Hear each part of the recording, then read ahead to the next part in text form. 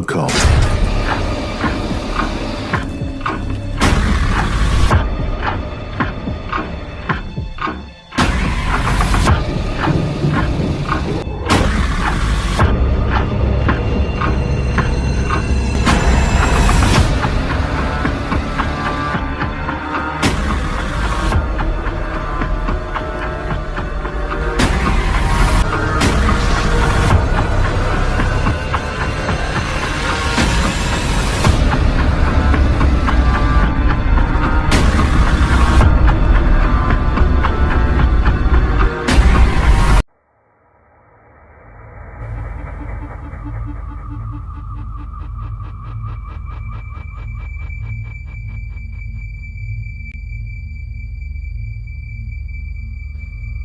मैं उस डरावनी रात को कभी नहीं भूल सकता, जिस रात मैंने मेरा सबसे अच्छा दोस्त खो दिया।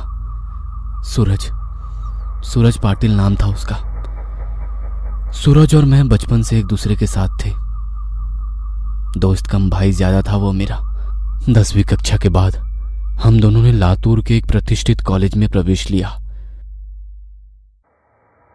हमारे लिए लातूर शहर अनजान था, पर कुछ ही दिनों में हम उस शहर का चप्पा चप्पा जान गए, क्योंकि सूरज और मैं दिन भर शहर में बाइक पर घुमा करते थे।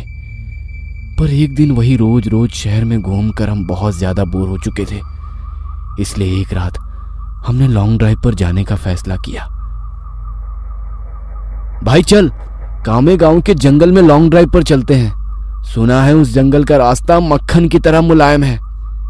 हम कामे गांव के जंगल की तरफ कभी नहीं गए थे, पर हमने सिर्फ इतना सुना था कि कामे गांव का जंगल सिर्फ नाम का जंगल है, क्योंकि वहां हरे भरे पेड़ों के सिवाय कुछ नहीं था।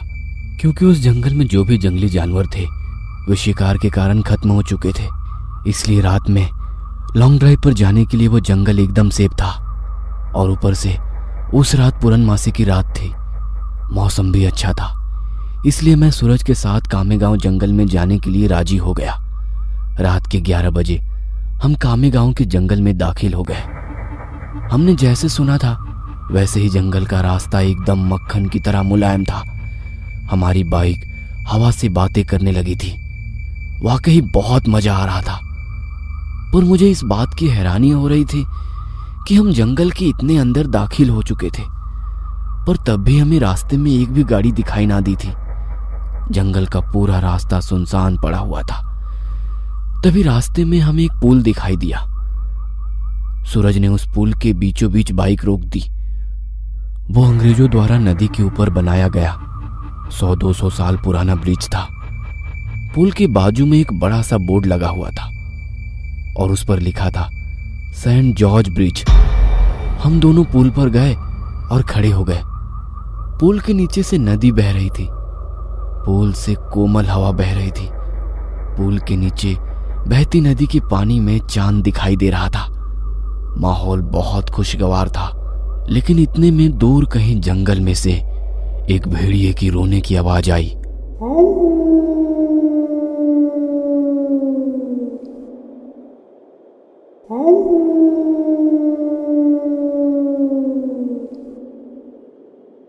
पुल के ऊपर से बहने वाली हवा अचानक से रुक गई। नदी का पानी अचानक से रुक गया। चांद एक काले बादल के पीछे गायब हो गया।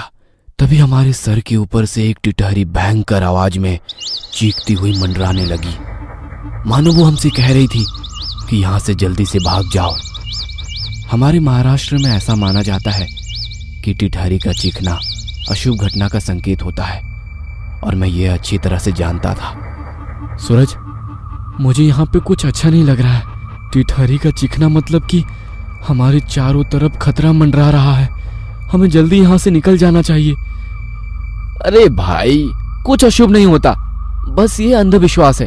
टिटहरी के चीखने की वजह उसका गुस्सैल स्वभाव होता है और वही उसकी आवाज भी होती है। अब चुपचाप यहाँ खड़ा रह और खूबसूरत नजारा देख, सूरज ने मुझसे कहा। तभी मैंने सूरज के पीछे कुछ दूर पुल की रेलिंग के पास एक औरत को खड़े हुए देखा।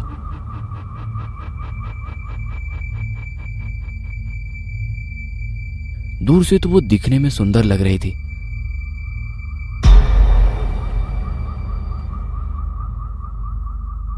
पर वो पुल के नीचे झांक रही थी। मैं उसकी तरफ देख ही रहा था कि इतने में वो औरत अपनी चप्पलें उतारकर पुल की रेलिंग पर चढ़ गई। सूरज, पीछे देख, वो औरत क्या कर रही है? मैंने सूरज से कहा। सूरज ने पीछे मुड़कर देखा। वो औरत अभी भी पुल की रेलिंग पर खड़े होकर नीचे देख रही थी। भाई, वो खुदकुशी करने की कोशिश कर रही है, सूरज ने मुझसे कहा। खुदकुशी, यह शब्द सुनकर मेरे हाथ पैर डर से कांपने लगे, क्योंकि जब मैं एक बच्चा था तब मेरे दादाजी ने खुद को फांसी लगाकर खुदकुशी कर ली थी, और वह मैं ही था जिसने उन्हें सबसे पहले फांसी पर लटकते हुए देखा था।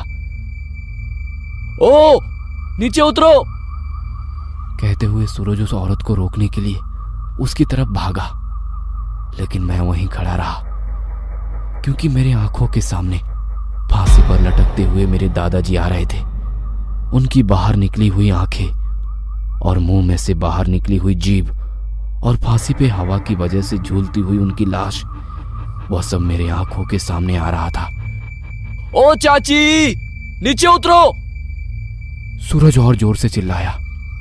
सूरज की आवाज सुनकर मैं अपने होश में आया। सूरज उस औरत के बहुत ही करीब जा पहुंचा था, पर तभी वो औरत नदी में कूद गई।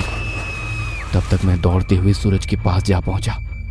वो औरत हमारे आंखों के सामने नदी में डूब रही थी और चीख रही थी, वाचवा मला कोड़ी तरी, वाचवा, वाचवा मला कोड़ी तरी। मतलब बचाओ, मुझे कोई बचाओ। पर हम सिर्फ उसे डूबते हुए देख रहे थे, क्योंकि हम दोनों बहुत ज्यादा डर गए थे। वाचवा, ये पुरानो मला वाचवा। वो औरत डूबते हुए हमारी तरफ देखकर चीखने लगी और मदद के लिए गुहार लगाई।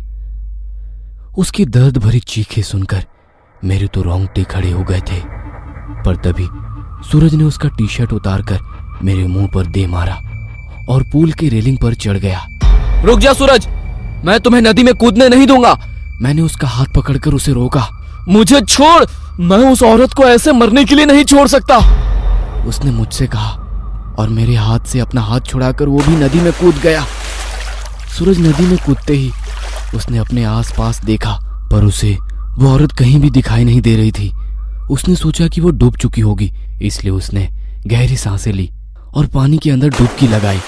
कुछ देर बाद वो नदी की सतह पर आया। मिली क्या? मैंने चिल्लाकर उसे पूछा। नहीं, सूरज पानी में से चिल्लाकर मुझे बोला, और उसने फिर एक बार गहरी सांस ली और नदी में डुबकी लगाई। देवा, सापड़ू तेरे तीबाई। मैंने आंखें बंद करके भगवान से प्रार्थना की, और जब मैंने अपनी आंखें खोली तो मुझे एहसास हुआ कि मेरी दाहिनी ओर कोई है। मैंने झट से दाहिनी ओर देखा और मेरे पैरों तले जमीन खिसक गई, क्योंकि मेरे बगल में ही पुल की रेलिंग पर वही औरत बैठी थी जो कुछ देर पहले नदी में कूद गई थी। वो किसी जंगली जानवर की तरह पुल के रेलिंग पर बैठी हुई थी और नदी में सूरज की तरफ देख रही थी। हाय, कैसे शक क्या है, ये औरत तो अभी अभी नदी में कूद गई थी और मैंने खुद इसे नदी के पानी में डूबते हुए देखा था, तो ये अचानक से वापस इस पुल पर कैसे आ पहुंची? मैं मन ही मन सोच रहा था, पर तभी मेरी आंखें खुली और मैं समझ गया कि ये कोई औरत नहीं बल्कि एक चुड़ैल है, और मैं डर के मारे कांपने लगा। सूरज! मैं डर के मारे जोर से चिल्लाया। तभी उस चुड़ैल ने मेरी तरफ देखा, और जैसे उसने मेरी तरफ देखा मैं सिर से पैर तक कांपने लगा। उसका चेहरा काला और आंखें पीली थी, माथे पर बड़ा सा कुमकुम था और नाक में बड़ी सी नथ थी। उसके नुकीले दांत उसके मुंह से बाहर निकले हुए थे और उसके नाखून जंगली जानवर की तरह लंबे और नुकीले थे। क्या हुआ, मुझे ढूंढ रहे हो? उस चुड़ैल ने मुझसे पूछा, और डर के मारे मेरा गस्सा सूख गया। सूरज, हड़ाल! मैं फिर से चिल्लाया और मैंने पुल से नीचे नदी में देखा।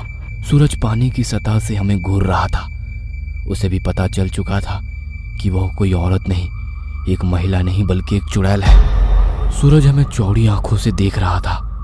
मैंने सोचा कि यह चुड़ैल अब मुझे इसी पुल पर चीर फाड़ कर मार देगी और फिर मेरे कच्चे मांस को चबा चबा कर खा जाएगी, क्योंकि मैं अकेले ही उसकी पकड़ में आ गया था और डर के मारे मैंने अपने पेंट में पेशाब कर दी। डरो मत, मैं तुम्हें नहीं, उसे अपने साथ नदी में ले जा रही हूँ।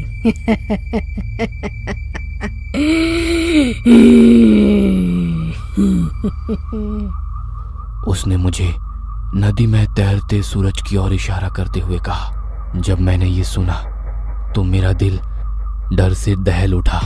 वो पानी में सूरज को अपने साथ ले जा रही थी। सूरज, जल्दी से पानी से बाहर निकलो, नहीं तो ये चुड़ैल तुम्हें नदी के पानी में ले जाएगी, मैंने सूरज से चिल्लाते हुए कहा। यह सुनकर सूरज पानी में ठहर गया। उसके हाथ पांव सुन्न पड़ गए। उसे एहसास हो गया था कि वह नदी में से बाहर नहीं निकल पाएगा, क्योंकि वह नदी के बीचों बीच था। वो काफी डर गया था। भाई, मुझे बचाओ, सूरज ने मुझसे विनती की। ये सुनकर चुड़ैल मेरी तरफ देखकर मुस्कुराई और उसने पुल से सूरज पर छलांग लगा दी। धीरजा! सूरज आखिरी बार चिल्लाया और वो चुड़ैल उसे पानी के अंदर ले गई। कुछ देर तक पानी में से बुलबुले निकलते रहे, पर कुछ देर बाद वो भी बंद हो गए। मैं आंखें फाड़ फाड़ कर नदी के पानी में देख रहा था और सूरज को पुकारता रहा, पर इतने में मुझे नदी के पानी में खून दिखाई दिया। मेरी आंखों में आंसू आ गए और मैं समझ गया कि उस चुड़ैल ने सूरज को मार दिया है। मैं वो सदमा बर्दाश्त ना कर सका। मेरी आंखों के सामने अचानक अंधेरा छा गया और मैं उसी जगह पर बेहोश हो गया। जब मुझे होश आया तब सुबह हो चुकी थी। मैं 4-5 लोगों से घिरा हुआ था। पुल पर काफी सारी लोगों की भीड़ जमी हुई थी। लोग पुल के नीचे झांक कर देख रहे थे। मैं उठकर पुल के पास गया और देखा कि नदी के किनारे पानी में सूरज की लाश तैर रही थी। उस चुड़ैल ने बड़ी ही बेदर्दी से उसके सीने से दिल निकाल लिया था। मेरा सबसे अच्छा दोस्त मुझे छोड़कर चला गया था। उस दिन मुझे कामे गांव के लोगों से पता चला कि वो उस नदी में 100-200 साल पहले से ही एक चुड़ैल का वास था।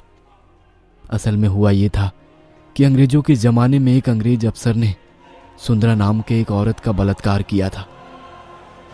ये बात आसपास के सब गांव में फैल गई थी। इसी कारण सुंदरा से गांव की कोई भी औरत बात नहीं करती थी, क्योंकि सब लोग कहते थे कि उसकी पवित्रता नष्ट हो चुकी है, अब वो अपवित्र हो गई है। गांव के लोग उसे हर दिन ताने मारते थे। कुछ दिन बाद सुंदरा के पति ने भी उसे छोड़ दिया। तब सुंदरा अपने मायके चली आई। कामे गांव ही उसका मायके था, पर वहां भी उसे बहुत सारी बेइज्जती झेलनी पड़ी। वो लोगों के हर रोज के ताने सुनकर तंग आ गई थी। इसी वजह से एक दिन पूर्णमासी की रात सुंदरा ने कामे गांव के सेंट जॉर्ज ब्रिज से नदी में कूदकर खुदकुशी की। मरने के बाद वो चुड़ैल बन गई। हर पूर्णमासी की रात सुंदरा सेंट जॉर्ज ब्रिज पर आती थी और लोगों को इसी तरह कपट से अपना शिकार बनाती थी।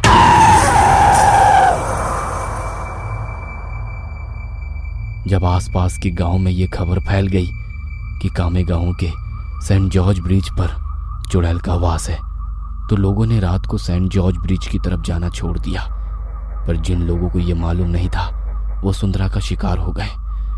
कामे गांव के कुछ बुजुर्ग लोग ये भी कहते हैं कि 100 पुरुषों या लड़कों के दिल खाने के बाद वह चुड़ैल फिर से खूबसूरत जिंदा औरत बनने वाली थी। इसलिए वो सिर्फ पुरुषों और लड़कों को अपना शिकार बनाती थी और उनका दिल कच्चा चबा जाती थी।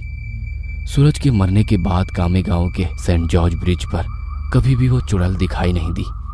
इसीलिए कामे गांव के लोग कहते हैं कि मेरा दोस्त सूरज उस चुड़ैल का 100वां और आखिरी शिकार था और उसके बाद वो जिंदा सुंदर स्त्री बन गई और अभी किसी आदमी के साथ वो एक सामान्य जीवन जी रही होगी।